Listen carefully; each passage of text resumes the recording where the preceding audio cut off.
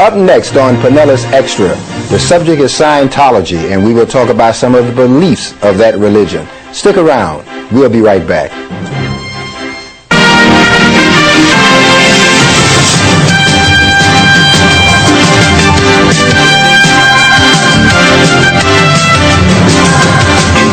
Hello, I'm Syl Farrell, and welcome once again to Pinellas Extra. And as always, we're very glad to have you.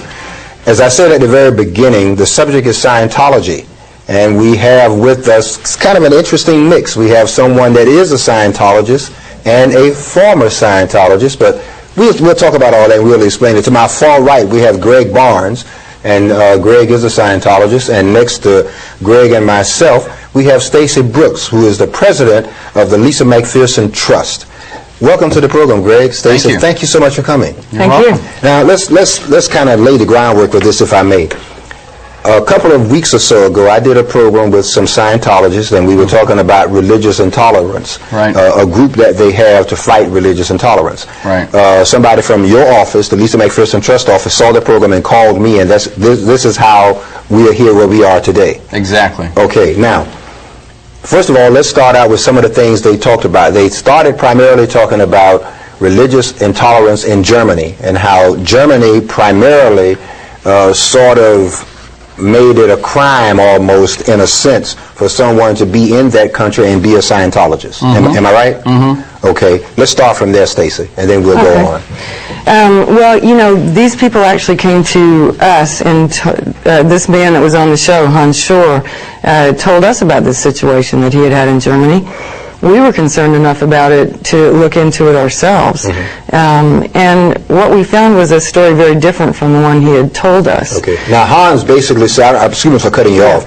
If I remember correctly, Hans basically said to me that he was a television reporter in Germany, and when it was found out that he was a Scientologist, he lost his job. That's the story he tells. Right. Okay. Well, the story that we found out about when we actually looked into it was that he was a journalist in Bavaria, but in fact what happened was he was using false identification in order to further his some sort of agenda for Scientology while on the job. And so basically, instead of doing the work that he was hired to do, he was doing something else for Scientology under false identification. Which is illegal in Germany. And this was why he was let go from his job, in fact. Okay, he also said, in addition to being let go from his job, friends of his and his wife, I suppose, basically were, I guess, hounded, and once people found out that he was Scientologist, friends of his that may not have been Scientologists basically were told to stay away from them?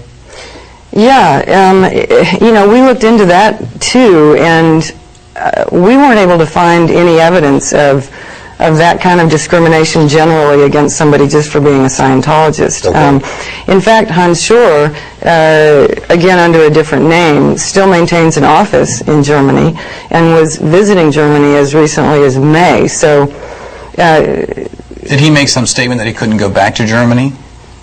Yeah, he did, and I think at the time, though, his wife and kids were back visiting. Right. And they were, well, I guess by now they are back. Yeah, and apparently he was afraid to go with them or something like that. Right.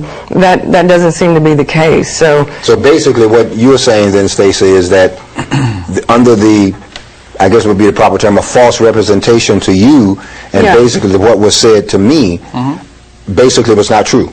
Exactly. It was a lie. Basically, right. Okay. It's a lie. It's a fabrication to create sensationalism, if you will, to show what is being done. Now, well, I think that Scientology has kind of a strategy to couch any kind of troubles that they have, whether it be in the United States or in Europe, in terms of religious discrimination. And it's a very effective way of covering for whatever kind of real troubles might be going on. For example, an article was just published in this German magazine, Stern magazine, about a woman, a Scientologist, who was having pretty severe tax troubles. Her name is Angie Victor. She's now in Clearwater. and she was afraid of going to prison, in fact, for tax evasion in Germany. And the management of Scientology was also concerned because she was about to be called as a witness in a court case, and they didn't want her testifying in that case. Okay. And so they manufactured, they had several Scientology business people in Germany write letters to her pretending to refuse to give her a job because she was a Scientologist. Okay, let me do this, and I want to get to Greg, because Greg, after 20 years, left the religion in a sense. Now, the Lisa McPherson Trust, of which you are president, and I think people in Pinellas County and probably all across Tampa Bay know the Lisa McPherson story in reference to that. So tell us a little bit about the Lisa McPherson Trust, and then I'll get to Greg. But what it's about, who heads it up, and why there is this concern about Lisa McPherson and Scientology. Well, the Lisa McPherson Trust is named in honor of Lisa, but we don't do work concerning her per se. Okay. What we do is we help people who've been victimized by Scientology in various ways, and we educate the general public about various abusive and deceptive practices that Scientology engages in to protect the community from getting involved in the same kind of situations.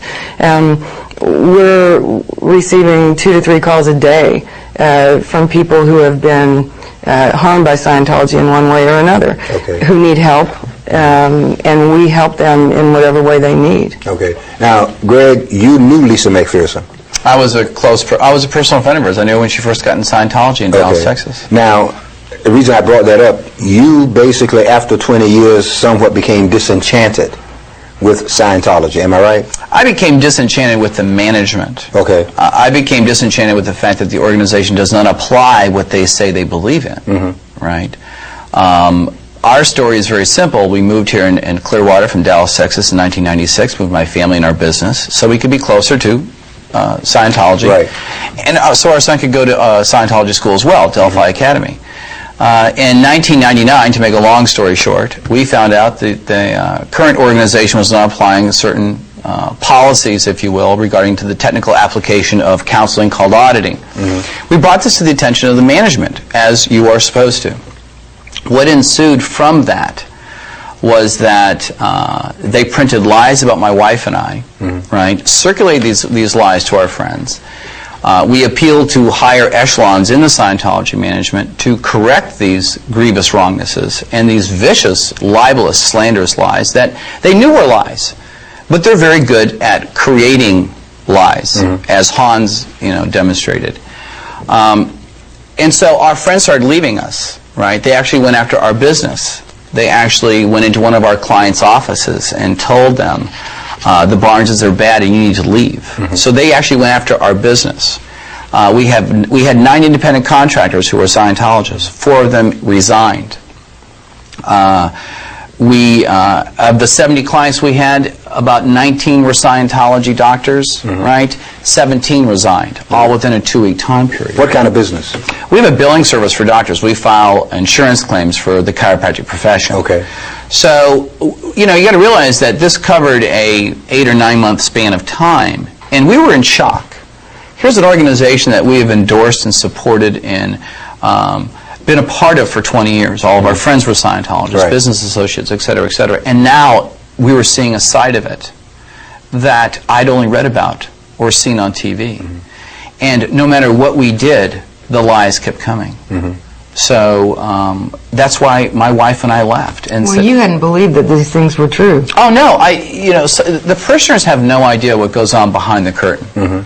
If I told one of my friends who I saw at dinner the other night, I said, if what had happened to me had happened to you, and you told me about it, I wouldn't believe you. Because it's too unbelievable that here's an organization that puts out these front groups, like we want to stop mental health abuse and the unnecessary drugging of children and literacy programs.